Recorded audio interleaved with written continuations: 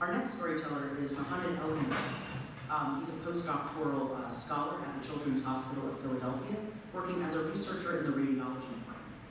He graduated with a medical degree from Mohammed bin Rashid University of Medicine and Health Sciences in Dubai in 2023 before moving to Philadelphia to pursue his career in radiology. He works closely with the CHAMP 3D lab, the Children's Hospital Additive Manufacturing for Pediatrics, where radiologists, technologists, and engineers work collaboratively to support and discover the use of 3D imaging and printing in patient care. The application of their work includes surgical planning, virtual simulation, training, and educational models, as well as custom biomedical devices, all designed to improve patient outcomes, better medical practice, and ultimately improve the lives of children. So everyone, please give a big round of applause to Dr. Mohunnad.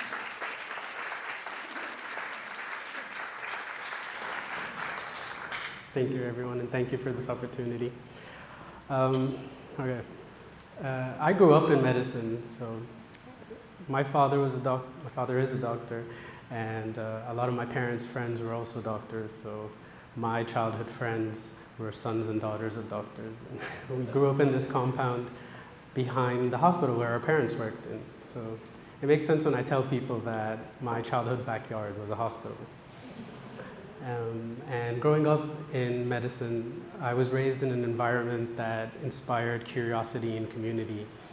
So it was very safe for me to assume that people who were passionate about their work would naturally be inclined to want to share that passion with the world. And a little over a year ago, I moved to Philadelphia, and I heard about this museum attached to the College of Physicians, and I was very excited because in my mind, physicians of the past who were very passionate towards their respective fields were naturally inclined to want to share their passion with the world. And after experiencing the museum, I had a couple thoughts, and one of them was that I really doubted that these men and women of science had any malicious intent with their collections, although their methods might have been questionable, but they just wanted to share their experiences with their colleagues, right? I mean, it was difficult to get access to a camera back in the day, and if you could and you managed to snap a photo of your interesting finding, you only really have the one copy, so it's not exactly spreading the word or sharing the knowledge with everyone. Physicians aren't exactly known for their artistic talent either, so medical illustrations were harder to come by and even harder to get right. And made me think about the world today, where it's almost too easy to just reach for your phone and grab a photo or video of whatever interesting finding you see, and with a couple of clicks share it with the whole world. Even when I was walking through the museum, I kept catching myself reaching for my phone, wanting to take a photo of something I thought was really cool, something maybe I've only ever read and it was rare, and having to remind myself of their no photography policy.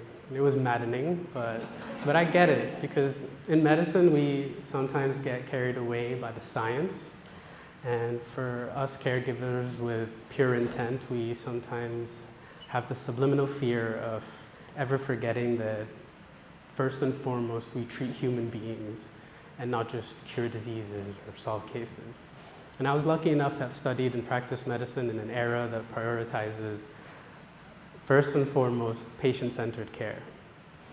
And in modern day medicine today, where technology is advancing faster than we even know how to use it, you stumble upon an interesting case every once in a while of some interesting, unique morphology. And modern day radiologists and surgeons might need some advanced technique in order to better their management plan. And that could include a 3D model of said anatomy. And they even have the option to get a 3D printed version of the model so that they can better plan their surgical approach. And once they've successfully treated their patients and they got a second to sit back and realize that their experience was very unique and rare and innovative and exciting, they'll be naturally inclined to want to share it with the world. So first steps in order to publish their work, they'll have to face an institutional review board and answer a few questions like, what kind of data are they collecting? And has this work been done before? And will this provide a positive impact to the literature or to healthcare?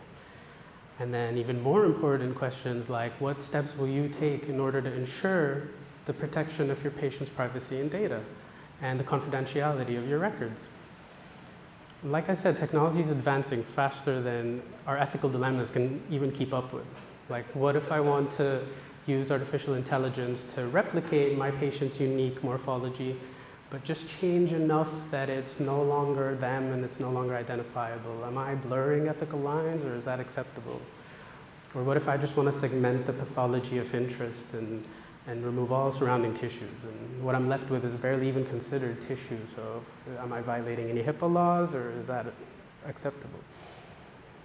So yeah, leaving that museum was definitely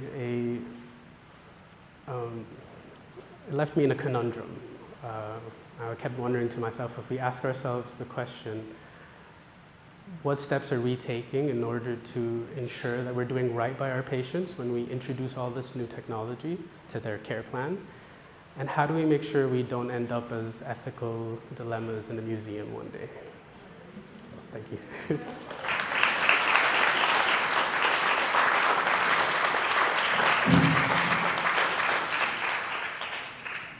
So I've got a couple of questions for you. They're a little more technical than the previous ones. So what about patients with unique anatomical morphology that might re-identify them, even if no personal health identifiers were provided? Yeah, so sometimes the anatomy can be so unique that no matter how hard you try to de-identify your patients, someone might still be able to recognize them, whether it's someone who's worked in the hospital, who've met them or seen them before. And the ultimate answer really is just transparency. Neil put it in a lovely way, which was writing the fine line in bold so that it's very, very clear to the patients when they sign the consent form, when involving them in research or collecting their data, what will happen with this data and how it will be used, whether it will be included in a presentation and whether it will be used in training simulations or models or not. And they also get to choose whether they would like to opt in or out of that. So if they do not find that to be something exciting or fruitful, then they can choose to have the data destroyed once it's no longer needed or used. And in our conversations that we've had, sort of as you visited the museum, in talking, we've had really interesting conversations about, how the modern work that you guys are doing with your team sort of are an interesting parallel to some of the ethical issues that we are looking to, resolve through our de-anonymization research, right? So there's a lot of interesting connection points. But one of the things that I found particularly interesting about your work as it pertains to things like patient confidentiality, consent, is that you guys are mostly working with children, right? You're at the children's hospital. And so I wonder if you can speak a little bit about how or if that sort of heightens some of these questions. Like, could some of these physical 3D models inadvertently identify not just a patient, but a child? Yeah, I always say never doubt a mother's ability to identify her child.